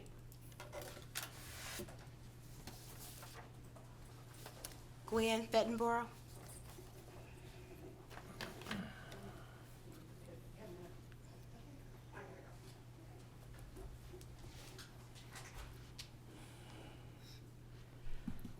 One thing I would just like to talk about is the timeline on the 24th, and it was talked about how nobody can come to these meetings. And I understand, and it was mentioned that how admin can't make it from 12:40 to 12:45 to 2:45. Admin are supposed to be in their building, and God forbid something happen that takes precedent from coming to a Q&A session. So I kind of think it's not fair to call them out saying that they don't come, because if our first priority are the children, then shouldn't they be in their buildings? Number one. Number two, a staff Q&A from 3 to 5. Tuesday the 24th, I do believe, is a Tuesday. We teachers are contractually at the high school cannot leave until 3:10 because on Tuesdays we have PLCs or staff meetings. So again, I think it's a little unfair to schedule times and schedule meetings knowing the times of who these are for. We can't get to them. Middle school can't leave until 3:40, 3:45 because they stop at 2:40. Their staff meetings or PLCs start at 2:50 and they're an hour long. So you're already setting us up for failure. I feel you're already setting us up for failure, and then we'll come back when nobody's here. So we're between a rock and a hard place. I understand the community time, that's fine, but we also have seen that the community time, no one comes to meetings. I would also like to kind of say that, yes, I think the community should have had a say in some of the, except maybe second round questions, and I understand the timeline's tight. That's fine. My last thing would be, knowing that there are some issues with current people that are up for superintendent, I would wonder how to rebuild trust with them and staff, I think would be a step in a direction to help build confidence between my higher ups and us. And I my time wasn't going, but I know that I'm, so, thank you. Thank you. So, Spring sports also start next week. Oh, we already So, had a session, yeah. whole lots of We parents are going to be unavailable at 5 o'clock all week. Like, we have baseball games at Wayne, Tuesday, Wednesday, and Thursday at 4:30 every day. I'm just letting you know that spring sports, so baseball, Got it. soccer, tennis. so I want to say, because normally we don't comment back, but I want to say thank you for sharing that schedule, because we weren't aware of the schedule. So thank you for sharing that. We need to do some revisions. Sports, thank you for sharing that as well. I just don't know how we're gonna please everybody with the time, right? So we're gonna have to pick some times. But next week I have to go to baseball. I understand. Yeah. But I want to say that, right? But that piece, like, hey, we schedule something during teachers' meetings, that's something we need to revisit. So thank you for sharing that. Thank you for sharing about the sports. The other piece that I do want to add, though, is through the feedback, which is now closed, right? But there was the space to say questions I still have about this candidate or questions yeah, so that piece was there. So there were some people that put questions in there, so we can definitely utilize some of those questions, right? But if you didn't put a question, like, we can't, we've tried to provide like the intake sessions, all the different pieces so that we could gather that information and even get some of those questions. Maybe we aren't doing things the way people think we should do them, but we are following a process through a company that we're paying to do these things. So we will look at these questions to help formulate those other questions along with the ones that are in here. We're not gonna get everybody's question in, I'm just gonna be honest. So I don't want people to feel like, well, I put a question in there, she said they were gonna look at the feedback, they didn't use that question. But again, all of your feedback is appreciated, and that's why we continue to lift that this piece was here and wanted you all, everybody to be a part of that process. So I just wanted to share that piece. You have another one? Yep. Hi, Mrs. Hines. Hey, Mel. Mrs. Pringle. Good evening, everyone. On behalf of WABA Wayne Westland Building Administrators, I'm here, as Dr. Weaver has mentioned, that it would have been nice to have an opportunity for more people to be here through this process. But since they're not, we are just wondering, is there an opportunity to submit feedback now that the interviews will be published? Is there a possibility to allow the QR codes to be opened up for those who want to view the 3 candidates' interviews and provide constructive feedback? And then secondly, just an opportunity for building administrators to submit feedback as well. So, Thank you for sharing that. I'm gonna look to MLI to see about that, and I know our timeline is crunched, and I don't know, I'm looking at you, I'm gonna look to the board, Okay. cause then opening back up the QR code, which I understand, I like the idea, but I also wanna be realistic. If we have to look at questions, get questions submitted by Saturday, Right. we won't have time to look at what's submitted in a new QR code. Well, so if I may, Yep. one thing to point out, I don't know if this will help or not, but just that the plan for the second round, I know, is to complete the interviews, all 3 of the interviews, and then post all 3 of the interviews and provide the QR code. So that, because And there there's is a gap time, there. yep. Part of the issue in this first round is that there was such a quick turnaround, that with interviews just ending yesterday, and the board having to decide today, we cut off responses at 10 o'clock last night so that the board could see all responses. With finalists, there will be an opportunity because the board's not gonna come back together to make a final decision until after spring break. So there will be time for people to watch those final interviews and have a QR code at their leisure, right, recorded versions, throughout kind of that stretch between the time the interviews end and the time that you decide, which is going to be, I think, about a week and a half. And then provide feedback through that form, through the QR code. So there will be ample opportunity through that for anybody who has interest to weigh in the way that they would like to. And John, can you talk a little bit about the Q&A piece that we have? Because that may be another opportunity for people to ask Well, sure. candidates the question. Yeah, what we do there is we invite anybody who would like to be present to do so. We have them, we have index cards available. We ask them to write the questions down, we collect them, and then Sheila and I will ask those questions of the candidates in the presence of the folks who are there submitting questions, give them a chance to hear the responses. Then again, there's an opportunity for people to provide feedback. So we'll provide a QR code, again, lots of QR codes I know, but we want lots of opportunities for your stakeholders to provide you feedback and to weigh in on what they think. So that would be another opportunity for those folks to ask questions that they may have, hear the responses, and then provide feedback to the board based on what they're hearing. Okay. The second interview QR codes will be available online. Can we follow policy and procedure here? We can, but I don't have, it's 5 people in here, and we're just trying to get this together. So I'm okay with it. Are the rest of the board okay? Are you guys struggling with this right now? Because if so, we can stop. I'm struggling with it. Should be done the correct way. So you would need to fill out a form? I gotta go up there. Yep, just, you'll have to fill out a form and fill out. I already filled it out. I just want to ask a question.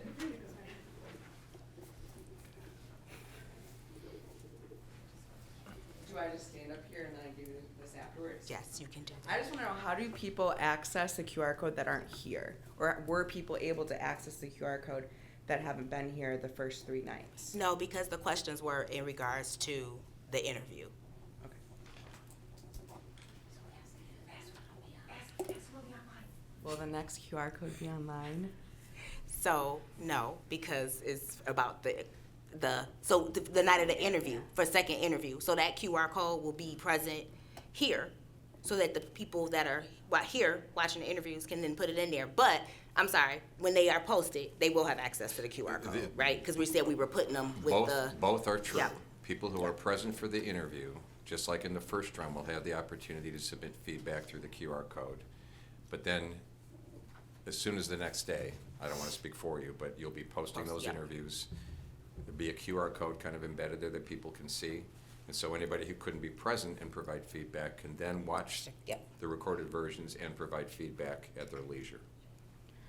So if someone has concerns about a candidate from previous experiences, they cannot use that QR code to submit those concerns?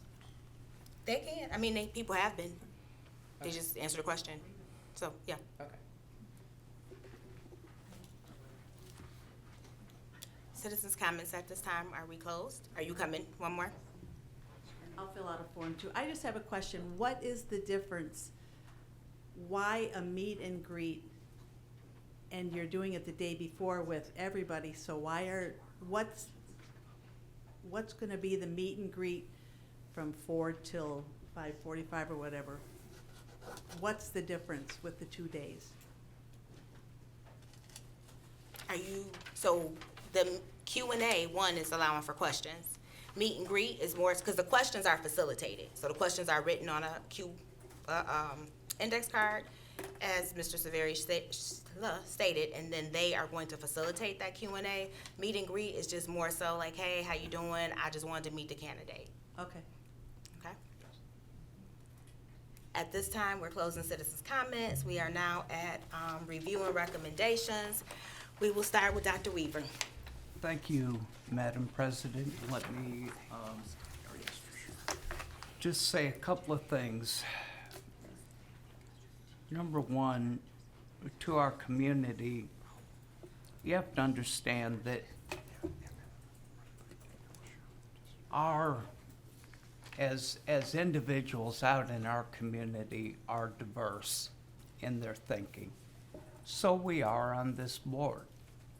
The thing that helps us is that at one point or another, 4 of us have to agree. And so when you come to criticize,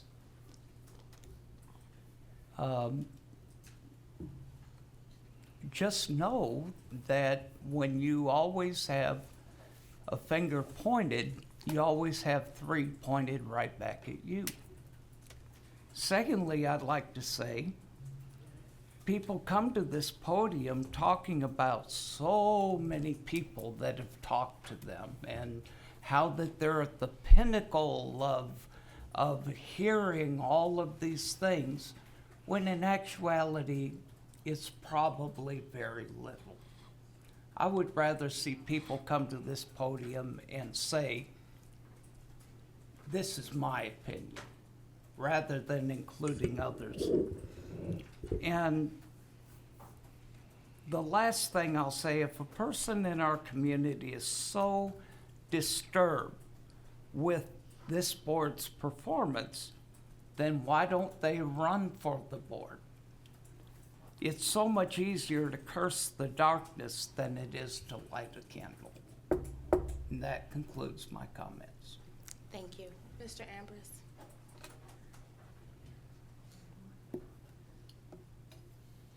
This has been probably one of the most challenging weeks I've had in a long time. And that's actually saying a lot, considering some of the things that I've gone through in my life. Agonizing over who I thought, in my opinion, would be the candidates I would want to hear from to move this district forward. I never thought in a million years I would have to be faced with a decision like that. And I'm grateful that there were people in this community willing to trust me with that decision. I realize it might not be the decision that a lot of people were looking for, but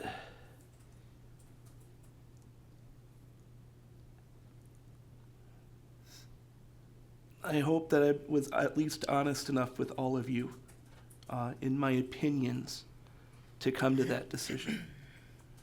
And I just ask that you respect it. We don't have to agree.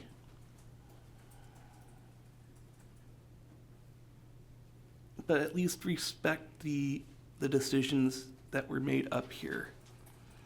Because I can tell you that there are times that none of us up here agree with the decisions that are made. But we move forward because we want to do what's best for the district and for our children. So thank you. Thank you. Mrs. Abney Mitchell? Yes.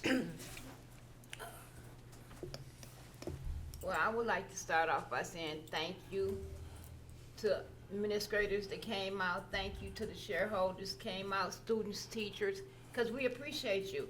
If you left a comment in the QR code, thank you. Those are all tools that went in our toolbox to help us make this difficult decision. And just like my former board member said, this is not an easy decision. I can sit out there and make this decision real easy. I got the answer sitting out there, but until you sitting up here, you don't have the answers. Because everybody that interview, we believe that they are capable of running this district. But in this world, things happen. And it's hard to be in charge of things that other people was involved with. Even a little task like pulling the garbage bag out the garbage can. Once you think you got it, some of the garbage done fell out. It's hard doing things, being in charge, when other things or other people was involved in it. Because it can always flip-flop on you. Just when you think that you got the best candidate, something can happen tomorrow, and you'll be like, why did y'all get that person? So I just ask everybody to support the progress, the process, as we move forward. You know, we have a very wonderful district. We have people families that want to be in our district. We have families that don't want to be in our district. But that's not just Wayne Westland District. That's all the school districts. Cause you done made them mad, and they don't do this over here, so I'm gonna go over there. But things happen. And to my board colleagues, I wouldn't want to live in a world with 7 Luanas. So have your own decision. Be diverse. You don't have to think like me. You don't have to agree with me. Because as it said, it's going to take at least 4 votes to get to one person. But I appreciate y'all. I like the comments. I just don't like being bullied. I feel like I'm too old for that. But I like the comments. They help develop me. It's growth. And thank you, President. Thank you. That's all I have. Mrs. Hines? Yes, I'd like to apologize for my tardiness. I had a new job and I wasn't able to get off because we have lives outside the school district. But definitely I've been involved in several superintendent searches, and a lot of times what's scary about those is when people interview, that's one side, but sometimes you never see the other side till they get in the job. So that's the only thing that can be like, can cause some issues. But hopefully the choices were okay. I'm not sure. I'll find out later. But definitely, like, again, apologize because I just wasn't able to get off of work today to be on time. Thank you. Thank you. Mr. Cox? Thank you, Ms. May. I agree with everything that everybody said so far. And I appreciate the passion that everybody brings to this issue. The anger that you see is passion. It's someone who really cares about this, and I tell you, we desperately want to get this right. We want to get to the point where the kids are having improvements and their opportunities are increasing, and we know none of that can happen but through the teaching staff. But just like LaWanna said, I'm way too old to be talked to this way. I don't like it, and I'm not going to learn to like it. And it's not going to have any impact on what I decide. None whatsoever. You can speak that way if that's how you think that is the best way to get through life, but it's not going to impact me. Anybody here that would like to have their questions submitted, please send them to me. Send them to me by Saturday morning. I have one question I desperately want to pose. I'll put that down, and the next 4 will be whomever sends me a question. So you can talk to your colleagues and send them to me, decide. That doesn't mean it's going to get asked, obviously, but you're certainly welcome to do that. And I'll pick one, and you can have the other 4. I want to thank my colleagues, because as Mr. Ambrose said, this is so important because it's so impactful, not just on the children of the school district, but everybody who owns property in this school district. This is the center of everything that happens for 25 miles around here. We have to get this right. That doesn't mean perfect. Nobody's going to get it perfect. And the last thing I'll say regarding some of the comments about employees that aren't liked, I promise you, every single person that was interviewed here has a cadre of people back at their home school that would say exactly the same negative things about them. Anybody in a leadership position who has to make decisions is going to make friends and enemies. The worst thing they could do is try to make friends when what we're trying to do is educate children. We need people who say, no, it's going to be this way. And I promise you, if we're going to get any increase in the quality of education in our school district, we're going to have to start doing a lot of things different. And just listening isn't the whole program. People are going to have higher expectations of students and frankly themselves. Maybe I should leave this last part for later, but I'm gonna say this too. Everybody associated with this school district represents it. Every single person. 2 weeks after the best contract that the teaching staff in this school district ever got, they were picketing outside 2 elementary schools because a teacher had to get transferred from this classroom to that classroom. Channel 4 is not going to do anything to help us. If we have problems, Channel 4 needs to stay out of it. We need to deal with them here. When you need a 2-pound hammer, don't grab a 15-pound hammer. Because all we're hurting is our ability to do the job we all want to do. I say, let's protect this. Let's protect it by conducting, if you're an educator and you come up to the microphone and you talk like you've never had a job where you had to interact with people, what do you think the Board of Education is thinking about what's going on in your classroom? Please. It's all gonna start here. And nobody else is coming. You're all coming. You're always here. You need to be part of this in a positive way. Sitting back and just throwing rocks at us all the time, or criticizing us, or talking to us in a way that nobody in my world talks to me like that, except for here. That's all I have. Thank you. So a couple things that I have. The first thing I like to say is that I know that I frustrate my board colleagues at times with the level of discussion that I allow to take place at this table. But this is where it's supposed to take place. This is where the multiple perspectives are supposed to be shared. This is where we are supposed to reach consensus. It's not supposed to be done behind the scenes. It's supposed to be done at this table. We will not always agree, and our vote sometimes may be 4-3. But once it passes, that's what it is. We all fall in line with what that decision is. The other piece is, this evening, I did not follow process in terms of citizens' comments. I didn't follow process because some information was raised that was important to this process. And so we needed to talk about it.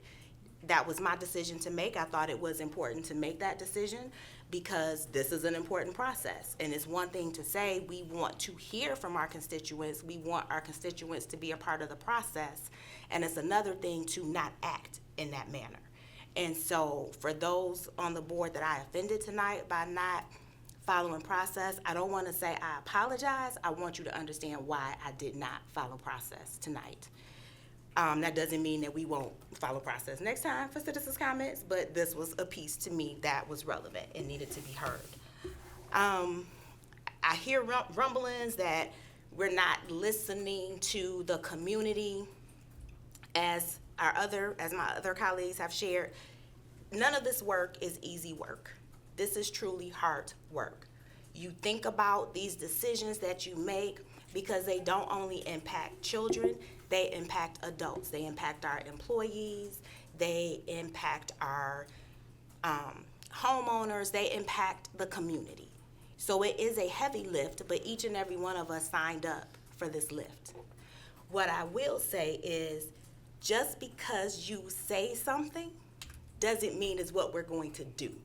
We want to hear your opinion. We want to hear your perspective. But your perspective isn't the only perspective we hear.